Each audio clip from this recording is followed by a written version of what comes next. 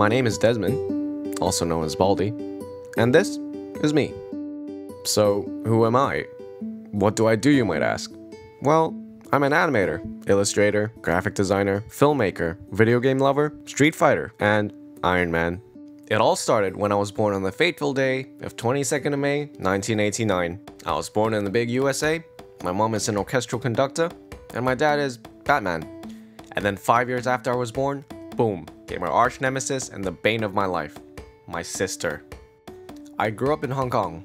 I can't remember a lot from my younger years though. One thing I do remember, however, was that I liked drawing. I guess it was from one of the Disney films and anime I watched when I was really young. I drew on pretty much a daily basis, and even though I know my drawings were probably really bad, my parents still encouraged me. They'd pin them up, and I guess that kind of motivated me to keep drawing.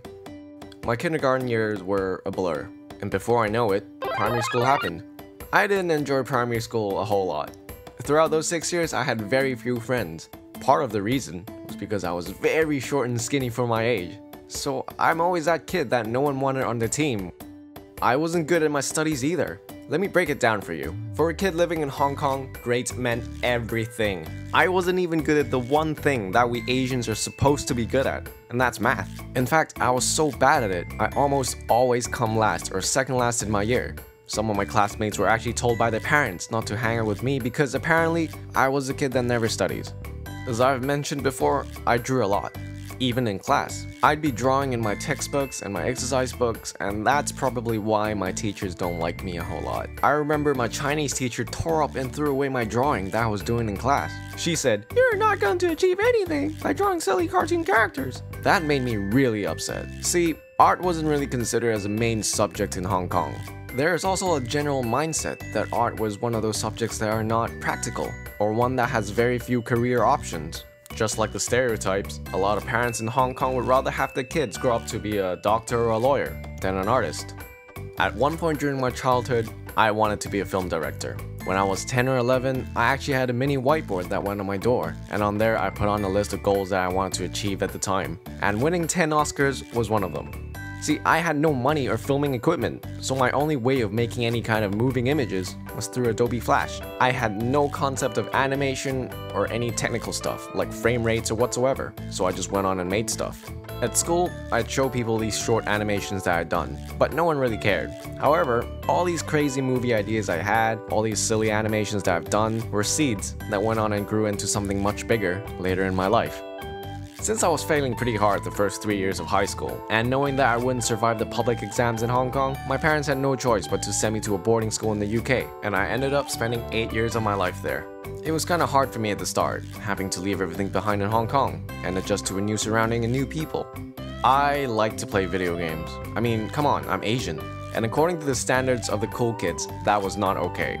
I would be made fun of for being sad and called names like a nerd or a loner. I went to an old boys school when I was still studying in Hong Kong, so it wasn't until I went to the UK that I had any real female interactions. I had no clue how to talk to girls, so I was really nervous, and I just became socially awkward. I still remember the first crush I ever had. Of course, I had no idea what I was doing. I went on and blew it, and came off as a complete weirdo. Oh yeah, and did I mention? I was still very short and skinny at that point. Puberty didn't actually hit me until I was like 17 or something. As Captain America would say, "Women aren't exactly lining up to dance with the guy they might step on." Even though I didn't find a girlfriend in boarding school, I found something else. It was year 10, and we had to pick 3 subjects of our choice for our GCSE exams. It was still the first week of school, and one day I went back to my dorm room after class, and my roommates were doing their art homework. I didn't pick art to begin with, and when I saw them drawing, I have never had such an urge to do something in my entire life. Needless to say, I went to the school office and changed my subject the next day. From that moment on, everything made sense, and it all just felt right. It was like I'd found my calling. So, for 4 years I was learning the ways of fine art. Then, the time to apply for university came. At that point in time, I still hadn't figured out which university I wanted to go to, or what kind of artist I wanted to be. This is when my first year of university came in. I went on and did a foundation course at the Chelsea College of Art and Design in London. It was there that I rediscovered animation. After I got my foundation diploma, I went on and did my animation degree at the University of Westminster, which is also in London. It was there that I met some of my best friends, who all love drawing and animation as much as I do, and more importantly, video games. Even though my time at Westminster was such a blast, I also found out that chasing your dreams has its consequences. I've had a fair share of people who did a very good job at disregarding and trampling all over my dreams. Honestly, all the negativity kinda got to me at first, and it bugged me a lot, and I would often doubt myself because of it. But I wasn't exactly just gonna roll over and die. So I burned through those 3 years like a boss, and safe to say, I got a lot better at animation than I did 3 years ago. Time well spent. And of course, came the time where people dread the most, graduation. The big question is always, what are you gonna do afterwards? See, this question has already bugged me even before I graduated. I was almost certain that I was not gonna land a job and have to live on the streets after I graduate.